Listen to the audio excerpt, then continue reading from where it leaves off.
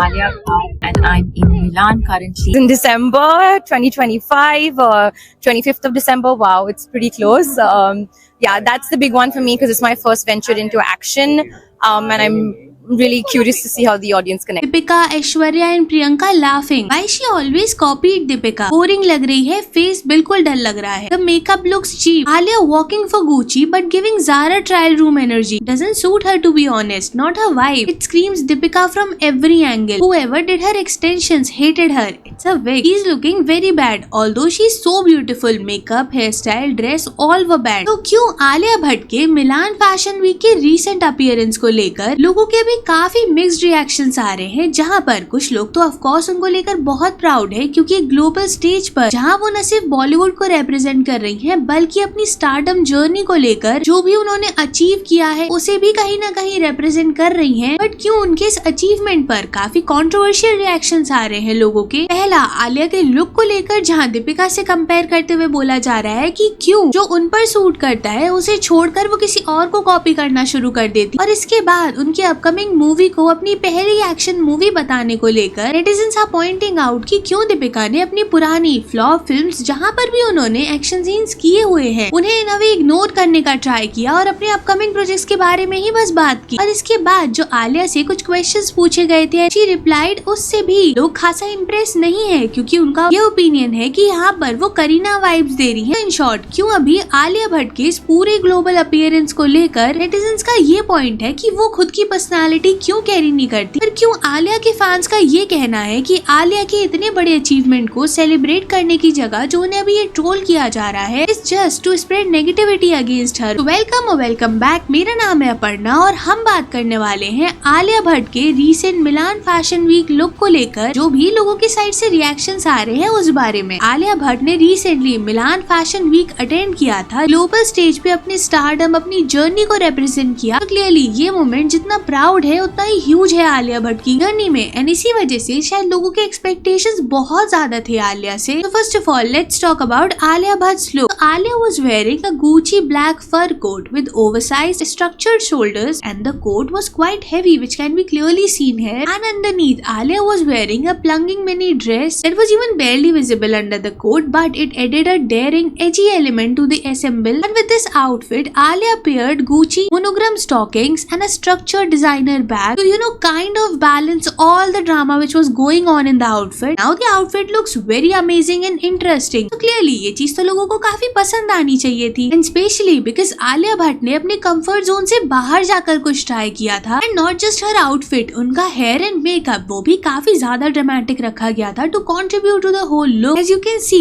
Alia's hair was styled in a sleek, sharp manner and were placed on the neckline while her makeup was emphasizing smoky eyes and a matte lip जो कि outfit की vibe के साथ काफी अच्छे वे से complement तो कर ही रहा था। अब अगर लुक इतना फाइन एंड इतना ड्रामेटिक था तो क्यों लोगों के इस पर काफी मिक्स्ड रिएक्शंस आ रहे हैं और यहाँ तक बोला जा रहा है कि ना तो वो स्मोकी आईज आलिया को कॉम्प्लीमेंट कर रही थी ना ही ये लुक आलिया को अच्छा लग रहा है। And because of all this Alia को दीपिका के काफी इंटरनेशनल अपीयरेंसेस से कंपेयर किया जा रहा था जहाँ कहीं ना कहीं ये चीज पॉइंट आउट की जा रही थी कि दीपिका ने भी ओवरसाइज कोट ऐसे मिनी ड्रेसेस को कैरी किया हुआ है ऐसे इंटरनेशनल फैशन अपीयरेंसेस में एंड स्पेशली वो स्मोकी आईज तो दीपिका की सिग्नेचर स्टाइल है और वहाँ वो चीज उन पर बहुत ज्यादा सूट करती है। She looks tremendously beautiful and from this point लोगों ने कंपेयर करना शुरू कर दिया कि जरूरी नहीं है जो चीज किसी और पर अच्छी लग रही है उसे कॉपी करो और आप अपने बॉडी टाइप अपने फेस टाइप से बाहर जाकर चीजें करो क्योंकि वो फिर एंड में इतनी वर्स्ट टर्न आउट कर जाती है कि आप एक्सपेक्ट कुछ और कर रहे थे और रियलिटी कुछ और आ जाती है। एंड इवन ये तक बोला गया कि ऐसे लुक्स दीपिका पर अच्छे लगते हैं पर आलिया पर नहीं क्योंकि आलिया का बेबी फेस है। तो अगर वो कुछ ऐसी चीजें कैरी करती जैसे उनका ये वाला लुक था जो काफी ज्यादा प्रेस किया गया था क्योंकि यहाँ पर आलिया का बॉडी टाइप उनका फेस शेप और उनकी ड्रेस काफी अच्छे से एक दूसरे को कॉम्प्लीमेंट कर रहे थे। नाउ ऐसा नहीं है कि पूरी controversy is just limited to her looks और हर स्टाइलिंग बट क्या होता है आलिया की एक अपकमिंग मूवी आने वाली है, टू बी प्रिसाइज एक एक्शन फिल्म आने वाली है एल्फा। तो जब उनसे अपनी इस अपकमिंग मूवी के बारे में पूछा जाता है तो आलिया ये बताती है कि कैसे ये उनकी फर्स्ट एक्शन फिल्म होने वाली है। नाउ आलिया की ये बोलने के बाद लोगों ने पॉइंट आउट करना शुरू कर दिया कि हार्ट ऑफ स्टोन एंड जिगरा वो क्या थी फिर, क्योंकि कहीं ना कहीं वहाँ पर भी सिग्निफिकेंट एक्शन सीक्वेंसेस तो थे ही। हाँ, बस शायद वो आलिया की और फिल्म्स की तरह इतनी ज्यादा पॉपुलर नहीं हुई, तो शायद इसीलिए उन्होंने उन्हें यहाँ मेंशन करना जरूरी ही नहीं समझा। तो काफी सारे रिपोर्ट्स आए, काफी सारे लोगों के ओपिनियंस आए कि ऐसा लगता है कि बॉलीवुड में एक ट्रेंड है कि अपनी अपकमिंग मूवीज को हाईलाइट करो, या फिर आपके करियर में जो अच्छी मूवीज रही हैं बस उन्हें ही हाईलाइट करो, चाहे फिर आपकी फ्लॉप मूवीज में आपने कैसा भी काम किया हो उसके बारे में बात ही मत करो, उसे कम्प्लीटली इरेज आउट कर दो। ये टॉपिक ज्यादा डिबेटेबल इसलिए भी नहीं है क्योंकि एक एक्टर की जॉब ये होती है कि वो अपने अच्छे प्रोजेक्ट्स या फिर अपने अपकमिंग प्रोजेक्ट्स को ही हाईलाइट करेगा, क्यों वो अपने फ्लॉप प्रोजेक्ट्स के बारे में बात करेगा। बट हाँ, शायद यहाँ पर लोगों को ये ऑड लगा कि आलिया ने ये बोल दिया that film will gonna be her first action film. वो जिगरा का नाम ले सकती थी जहाँ पर काफी सारे एक्शन सीक्वेंसेस थे, तो इस चीज के अराउंड तो डिस्कशन हो ही रहे थे। बट साथ साथ ना आलिया का एक Q&A वीडियो भी आउट होता है जिससे भी नेटिजन्स काफी डिसअपॉइंटेड दिखे। इसको लेकर भी लोगों ने ये पॉइंट आउट करना शुरू कर दिया कि क्यों